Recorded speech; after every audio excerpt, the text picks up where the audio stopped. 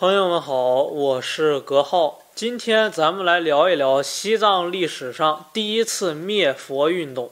在我们的固有印象当中啊，好像自松赞干布以后，佛教在西藏就有了很大的势力，并不是这样。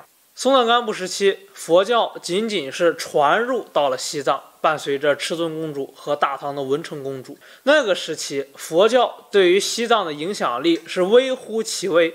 没有一个西藏的本地人是信佛教的。在此之后的100年中，本教始终是西藏人精神世界的主宰，本教还是占有垄断地位。在唐玄宗开元年间，有一位新罗僧人，就是韩国和尚，他去印度留学的时候，路过西藏吐蕃，在他的见闻录中记载说，吐蕃无寺无僧，亦无佛法。这句话什么意思呢？就是说吐蕃这个地方没有一座佛教寺庙，也没有僧人，你见不到佛教的痕迹，全部都是本教的势力。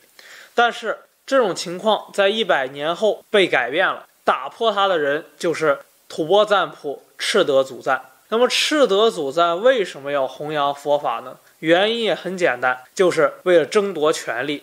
当时本教的势力过于膨胀，他们跟吐蕃的世俗贵族相互勾结，直接威胁到了吐蕃的皇权。所以赤德祖赞就打算借助佛教来打压本教的势力。抛开宗教这层外衣，我们看见它的内里依然是世俗的权力斗争。而另一个巧合是，赤德祖赞跟他的祖宗松赞干布一样，娶了一位大唐的公主金城公主。金城公主跟她的祖奶奶文成公主一样，也是一位虔诚的佛教徒。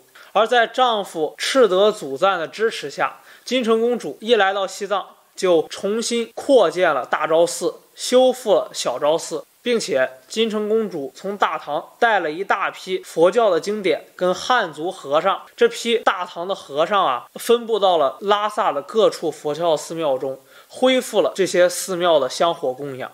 除此之外，金城公主还修建了7座大庙。她从西域的于田国迎请了1000名和尚来吐蕃供养。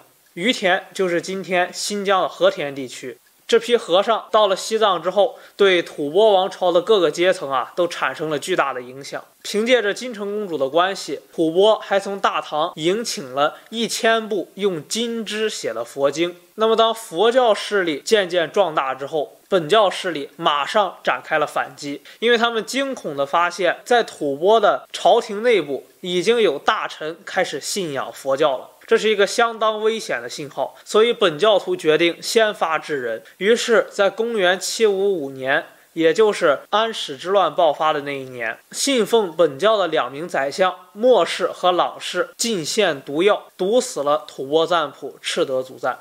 而继任者赞普赤松德赞此时年仅13岁，年幼的赞普马上就被信奉本教的大臣给架空了，权力落入到了本教徒手中。而新上台的本教大臣马上制定了禁佛小法，这是一项波及吐蕃全国的法律，它禁止吐蕃的一切社会阶层，上到王公贵族，下到平民百姓，绝对禁止他们信佛，并且本教徒驱逐了在吐蕃的所有外族和尚，无论你是来自西域的于田，还是来自东土大唐，全部都打回老家。不仅如此，西藏境内的所有寺庙都被改成了屠宰场，大昭寺和小昭寺又遭殃了。在本教势力凌厉的反击下，佛教在西藏吐蕃的弘扬遭受了重大打击。这就是西藏历史上的第一次灭佛。直到7年之后，赞普赤松德赞已经20岁了，联合手下大臣把信奉本教的宰相活埋了之后，